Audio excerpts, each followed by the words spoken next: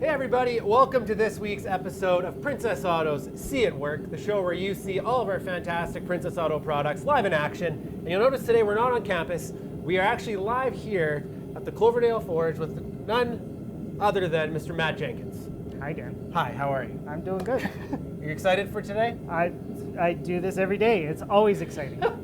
Matt has spoken like a true professional. Well, Princess Auto, as Matt knows, we're actually launching our line of forging and bladesmithing materials coming up, our propane fueled forges, as well as a lot of different other materials. So today we're going to showcase those for you, and you're going to see how they work, and we're going to encourage everyone watching to get into forging. Now, before we start going here, we're already throwing heat from these, but I was going to say, you picked the hottest day to come. we did. It is probably 50 degrees in here, but I'm not sure. I'm not a meteorologist.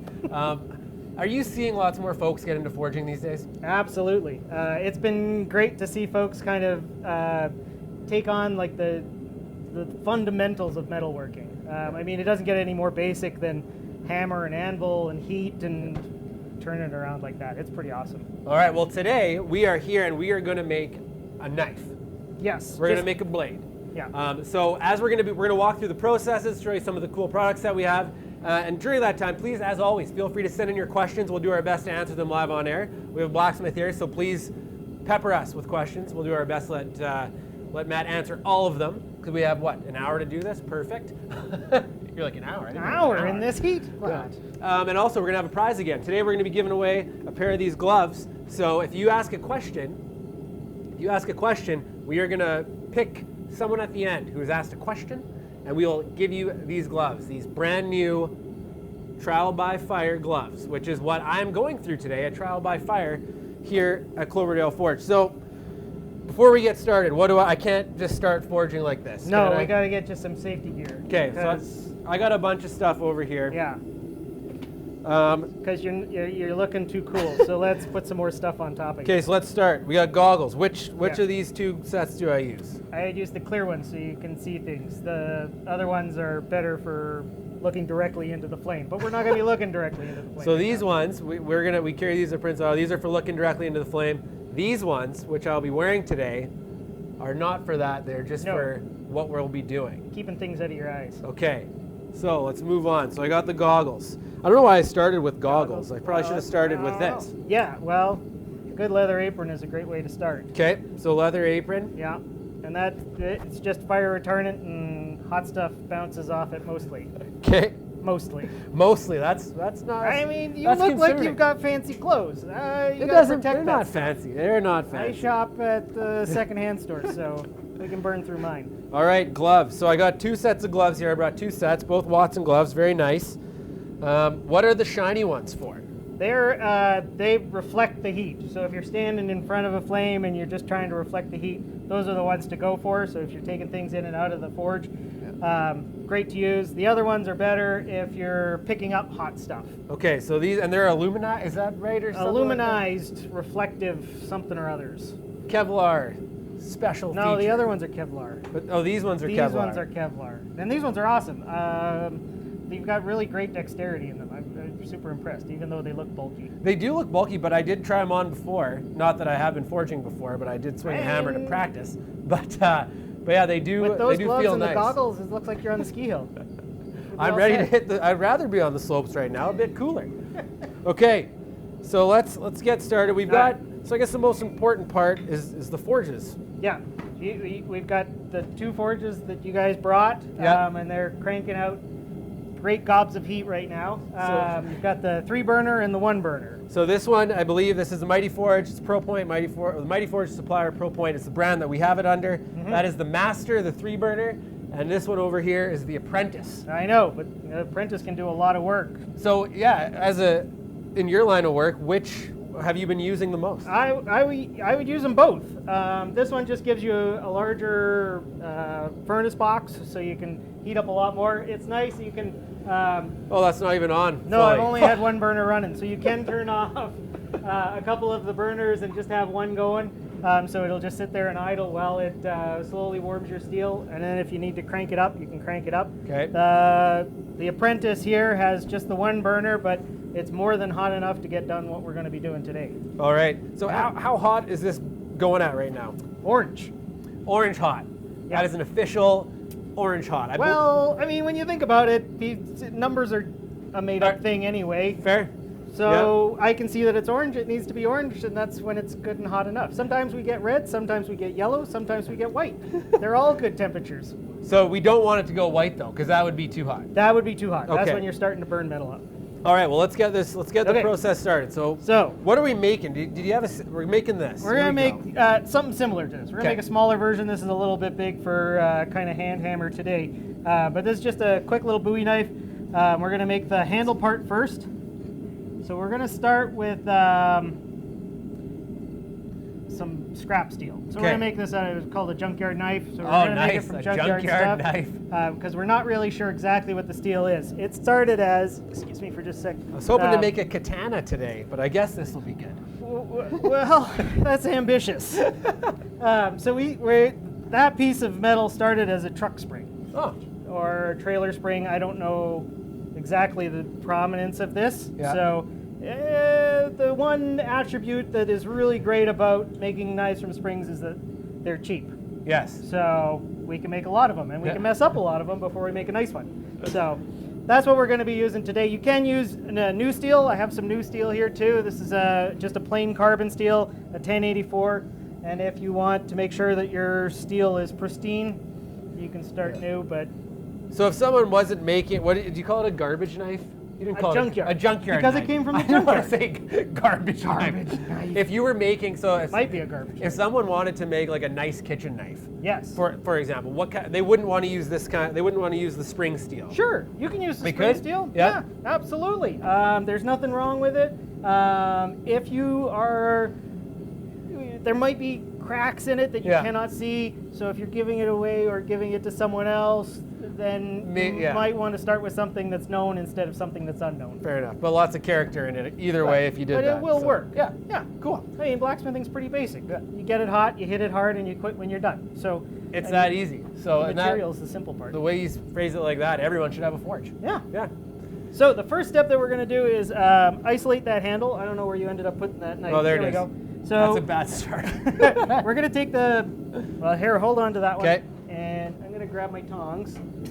And this is basically kind of the step we're going to go through. So we're going to take this bar and we're going to neck it down, and that will be the handle, and then that will be the blade of our handle. So this one's still a little bit hot, but we're going to start with just a piece of plain Jane steel that we got here that came off of that spring, and I'm just knocking off the scale here to start. Okay. And then we're going to isolate. Guess I should put my goggles on. That's a great start. This is just a little tool that I made to help me get kind of the handle isolated there. And you can see we've necked it down, and then we'll just slowly draw that from out. there. Okay. I might go just a little bit further here. And you can do it without this. You just might not get as nice results. Okay. Yeah, so if you did this without your custom tool, that handle would not look as good. It might look more like this one. Yeah. That I did without it, which, let me grab that.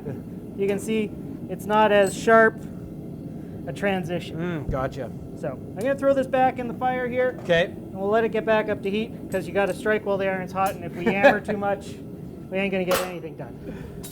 Oh, we've got lots of time. Great. I'm just going to check, like I said again, please send in your questions for Matt, anything about forging, about the lines that we are currently bringing in at Princess Auto.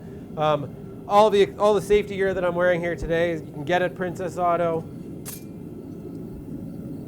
Oh, here we go. We got some questions. Questions already. Okay. Grant in Winnipeg, what's a good starter project for someone to begin with when getting started with forging? I would start with coat hooks. Coat hooks? Well, so 2016, we embarked here at Cloverdale Forge. I was complaining in 2015 to my lovely wife and business partner, and she said, stop complaining, because I was complaining about how boring coat hooks are. I mean, they're a very simple thing. I was showing you them earlier. Yeah. We make them by the hundreds around here, but there's lots of great things to learn. Yeah. But after you've learned them all, you've learned them all. So we did a project, and we made a different hook for each day of the year. Wow. So 366 different types of hooks. And there's lots to learn in them. There's tapering, there's half face blows, there's twisting. I can basically cover all the blacksmithing and forging steps in a hook very simply. And those are great projects, like you like to start with, because you can do them in these smaller forges, and you can own your craft early on. Before you can get mess it up, and you can start over real quick. Yeah. All right, I'm gonna draw this out here real quick. Okay. So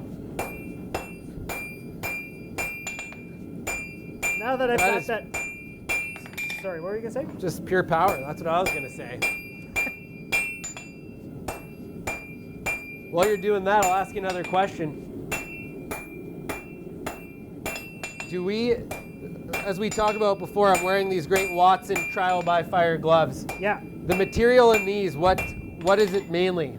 As far as I know, it's got a leather outside and Kevlar on the inside. The Kevlar inside, which gives it the heat resistance. The heat resistance that you need. Yeah, it's kind of like a wool blanket.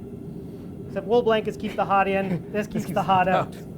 Gotcha. And Kevlar is not flammable like wool. Otherwise it'd smell a lot like burnt hair in here. It would not be good. No, I don't think so. No. So how much longer we got to heat that now? Not too much. So I've drawn it out a fair way, but I'm going to draw it a little bit more. I'm going to switch to the horn here. And the horn, what it will do is it'll help me draw it out faster. It'll look uglier, but because there's less surface area, we're going to get more force. Okay. Pounds per square inch. If we reduce the square inches, we get more pounds. Makes sense. Kind of. Kind of. Kind of. And these Kanka anvils also available at Princess Auto as a part of the new Forge bladesmithing line. Look at that. It's a real nice anvil. I've been using it. I really like this shape.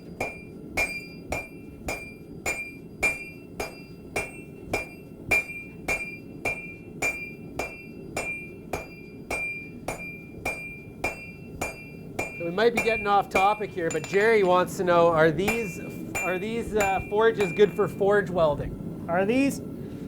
That's a great question and one that I was curious about. So hold on just a second, because I do have a piece. Oh, Jerry, we're getting inside. This here. was done in the. So this is a. Can we hold this up? Yeah, sure. Let's hold them up. So this was a piece that we did in these forge. Well, we did in the Master Forge. Folded it back and forth, back and forth, back and forth, and got it hot enough to a yellow heat.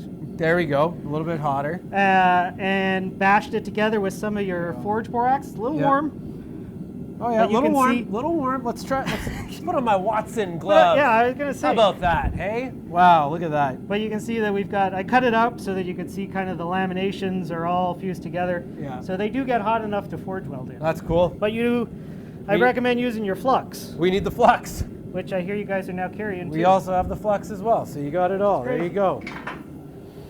So let me just keep that where you need it. You know what? We'll keep it right here. Yeah. It's a little souvenir. There you go. I'm gonna take another heat on this and we'll smooth it out, and then I'll get you swinging the big hammer for me. Oh, there we go. Now we'll put you to work because you just look too unheated there. Okay, so we've got this tapered down fairly well. Yep. It's big enough for a handle. It's about 4.5 inches, give or take. But because I did most of that work on the horn, it's pretty lumpy, so we want to flatten it out. So blacksmiths have a tool that we call the flatter. The flabber. Because it flattens things. We're not a complicated Hey, that's straightforward is better. Yeah. The only problem is it takes 3 hands. Got to hold the material. Yeah. Got to hold the top tool.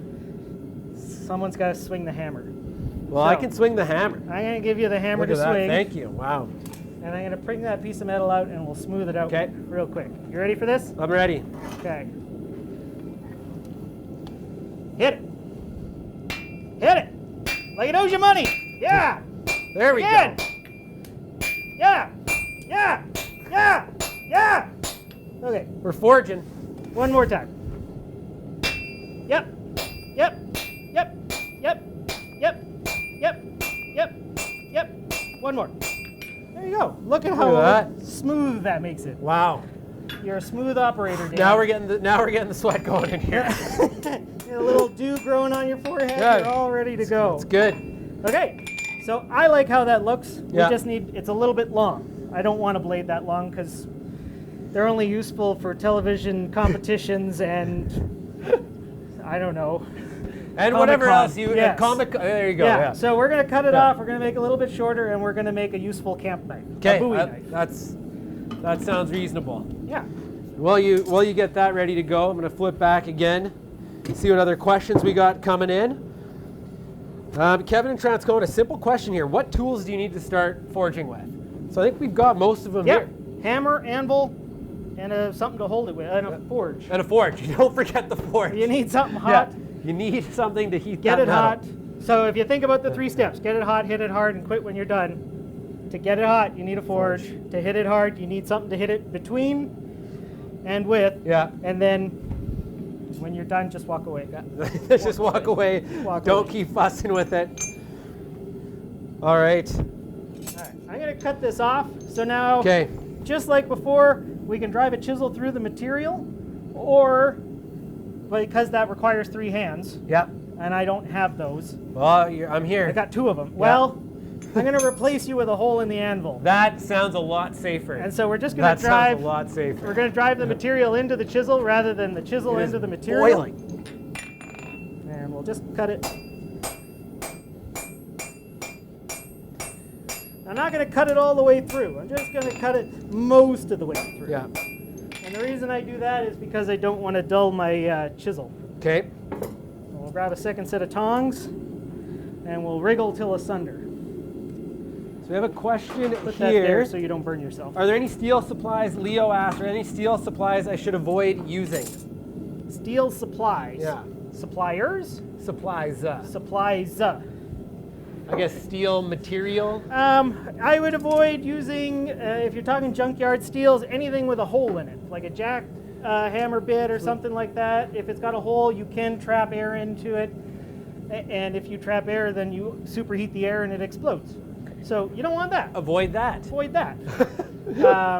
Galvanized, anything that's got a galvanization on it, don't use that at all because zinc poisoning, it'll kill you faster than you can think. That's scary stuff. I know. Well, if you're just tuning in now, we're here live at the Cloverdale Forge. I'm Dan. This is Matt, the blacksmith here at Cloverdale Forge. And you're watching See It Work, the show where you get to see some of Princess Auto's great products live in action. Today, we are clearly doing forging. It is getting very hot. We've got our blade cooking again. Mm-hmm. Heating that bad boy up. The next step on this, Dan, we're going to switch to this little board here. So now that we've got the handle drawn out, let's hold them right up. Okay, here we go. We're going to draw out this, and it's a preform, and that will allow us to forge it into this shape. Gotcha. So we're going to go from this to this. Well, we're going to make this first, and then we'll go on to that. Hopefully we'll get to that through the first heat here. Okay. So this is just the template. Well, it's putting the material where we want the material to be before we need it to be there. Okay. If that makes sense. Yes. You just hang on to that and don't shiv me. All right, so I'm going to draw this down a little bit more.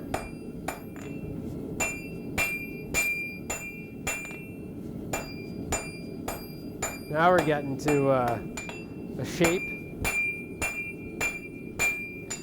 Can you, David in Hamilton wants to know, can you use railway spikes? You can, but they're not. How hard is that to use? Well, so railroad spikes aren't necessarily a good steel. Typically, they're actually very soft steel and hard to get hard, or hard to harden. Hard to harden. Hard to harden. Yeah. Hard. So you have to sharpen them a lot. Yeah. I mean, so it's a lot more any work. steel will cut. Mild steel will cut, but it won't hold an edge for very long. Okay. And railroad spikes are really awesome because you can see what you're making it out of, and that's a really cool thing. But I don't find that they make great knives. Okay. So don't make a knife out of a railroad spike. Well, you can. They make good practice, right? I mean, make letter openers out of them. True. Once again, remember, fire in your questions, and you will have a chance at the end of the show to win these beautiful Watson Trial by Fire gloves.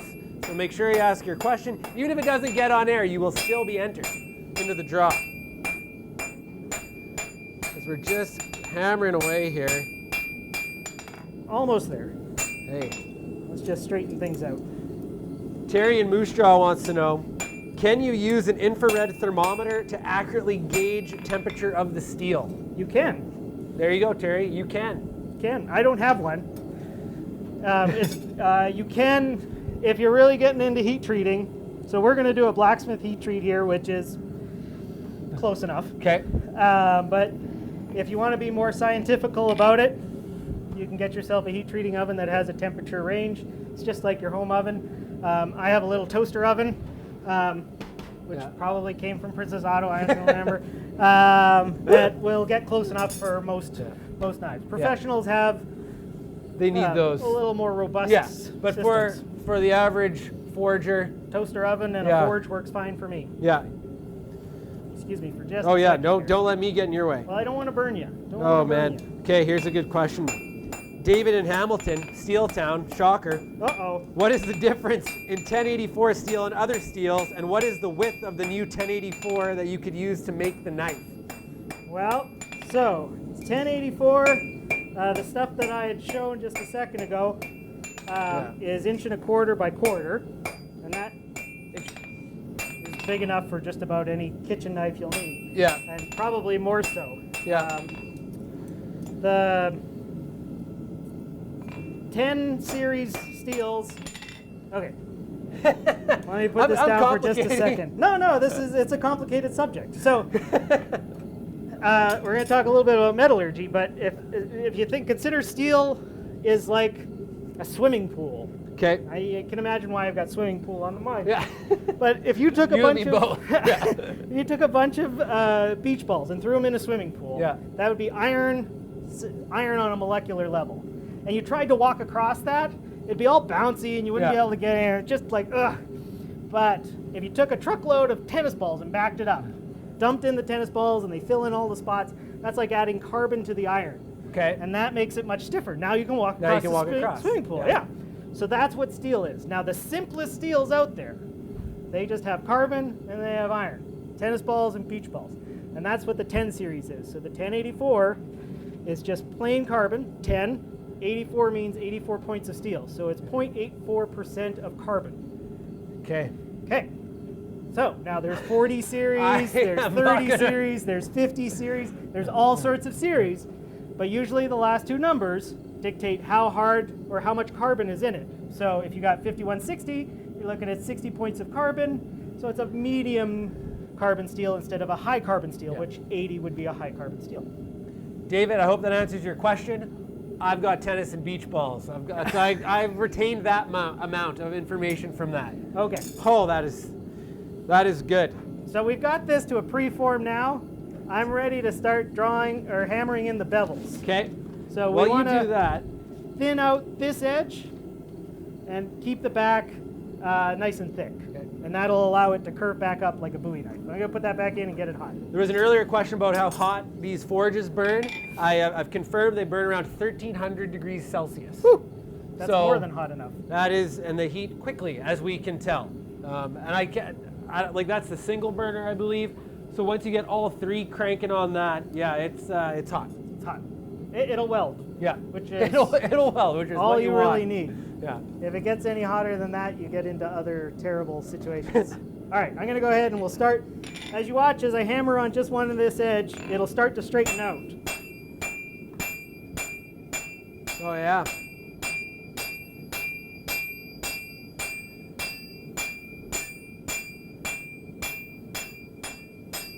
So obviously this is what you do. As a general do-it-yourselfer who picks up a forge and says, I want to make this knife, what kind of realistic expectations should they have for their end product and for the time it's going to take them? Practice. Yeah, just keep put working in the practice. Don't expect the first one to be beautiful. Yeah. Expect the 100th one to be beautiful. Yeah. Or strive to have the 100th one beautiful. As soon as you get to that 100th one, after doing so many of them, the small problems become the big problems, and the big problems go away. Yeah, so that's good. That's good life advice too, right there. Well, take that home. Yeah. Yeah. Take that. Yeah. So here we go. We're just going to let this curve up just a little bit more. Someone asked, we carry forged steel anvils. You're looking at one right here. This is the Kanka anvil, which we do carry in our stores. It's nice and hard. Actually, I really like it. What is, actually, it's a good question. Daryl asked, what is the surface hardness range on this guy? I don't know, but I do have a ball bearing. Everyone always likes to see the ball bearing test. Oh, here we go. We're getting a test live. So I'll let you, I mean, what does that mean? I don't know. So if you take that and drop it on the anvil, Okay. and you'll see how far it bounces back, which is pretty good.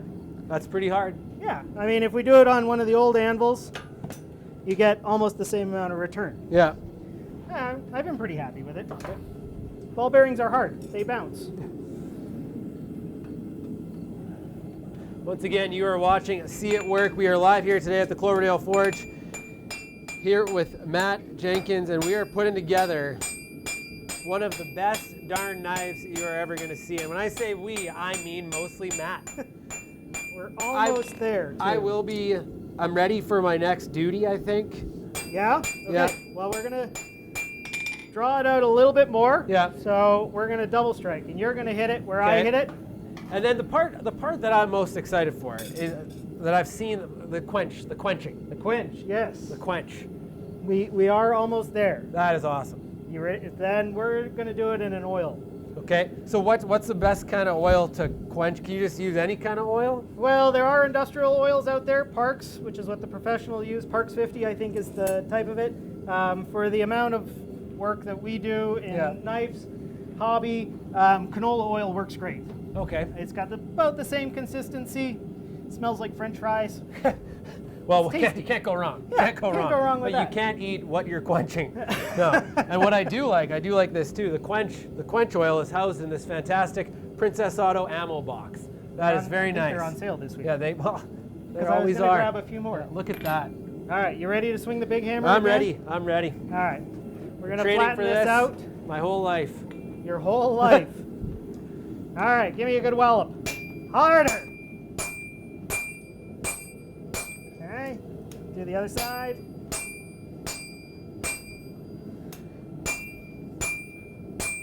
All right, there we go. Oh, now we got we're a looking little good. bit of a waller to take out, but I'll do that with the hand hammer real quick. All right. It's when we get close like this, you got to do a little bit more futzing than you would otherwise. Yeah, because that's all, like you said, that's when the little things, if I was doing this myself, I wouldn't notice that probably. I would go to the quench and we're done. Well, once you quench it, it gets really hard, and then it's hard to grind. Yeah, then we we're don't done. want that. No. So See, we this want to is make why it we're as here. close as possible. Okay. This is, as much as we're sweating for this, this is the easiest way to get this done. I mean, if you think about the amount of electrons that you consume to like run a grinder, it's a lot of work to make those electrons. All right, so we're gonna just take this little waller out here in the back of the knife.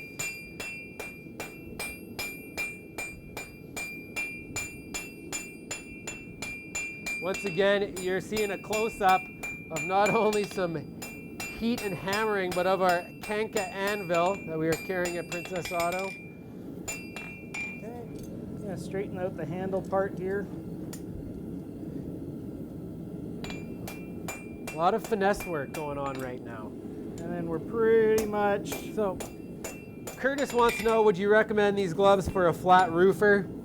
I would say yes. I'm going to say yes. probably. They're very comfortable and heat resistant. I've already been hit with a few sparks, and luckily they mostly went to my legs, which are not covered. So it was good. That's good. Yeah. All right, That's so trial by fire. we're gonna take this up to a critical temperature next, and then we're gonna dump it in the oil. There we go. So we'll drag What's a this critical over here. temperature? Critical temperature is where there's a phase change in the crystalline structure of the steel. Okay, so All we're that means is when it becomes non-magnetic. we're getting it really hot. Gets That's what I'm really taking hot. from that. So We're getting it real hot. so hot. So I've got just over What do you here. need? I need this guy. Okay. So, what I said was magnetic. So, magnets stick to things. Yep. But when you get up to an orange heat, it stops sticking to things. So, the other thing I need is a handle, because I don't want to burn off my fingies. So, we'll take this magnet. Here we go. The will it stick test. So, it'll stick back here, right? Yeah. But it won't stick No. there. So it's ready to go. So that's the Okay. temperature we want to put it in the oil. Okay. So we'll put it back in. We'll get one last little heat there. And I'll let you do the honors. Oh, thank you. You've worked for it. Have I though? Yeah, I appreciate that honesty. So I'm just pulling it out, and dipping it in. Just like you're slicing into a cake. Okay, anytime? Anytime. I trust you. Don't mess it up. This is the make or break. Slicing it into a cake. In you go. Here we go. Boom, go. Yeah. And you're just going to let it go. Let those smoke bubbles bubble. If you Wow. pull it out now, you'll get that flash, but we don't really want that because Okay. there's a camera right there. All right, let's pull it out and take a look. And there you go. Look at that.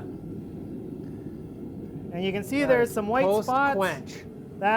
That's our quench. So those white spots, Yeah, what are those? that's different grain structure. And that just is the harder of the grain structures, which means that we're almost there. Okay. Let me grab a quick towel.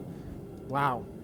All right, so hat. just a reminder, if you haven't asked a question yet, ask it now because we will be giving away a pair of these fantastic Watson Trial by Fire gloves in the next couple of minutes. A few more questions filtering in. Okay. Can you forge aluminum? You can. You can. Also, can you heat up two pieces of metal and weld them together by hammering them on top of each other?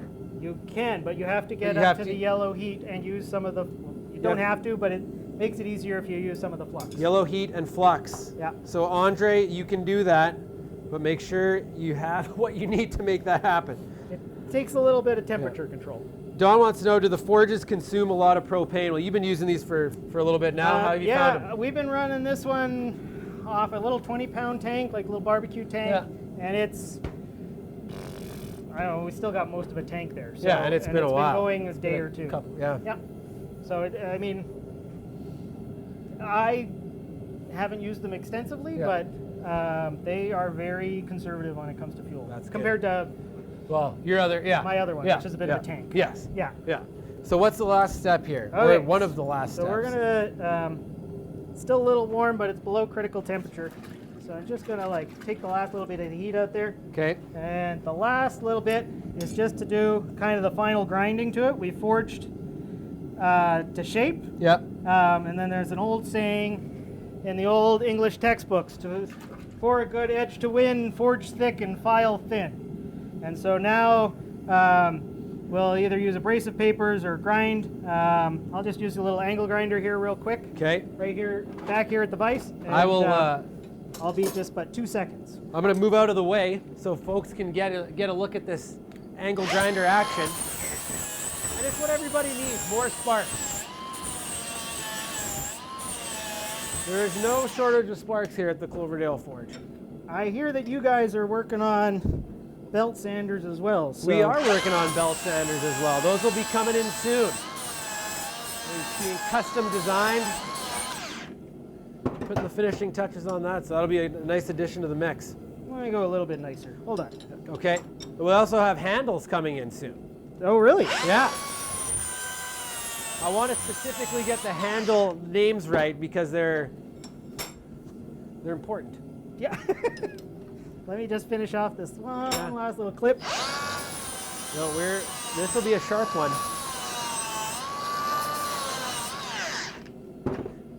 How many hours a day are you in the forge? Too many. Too many.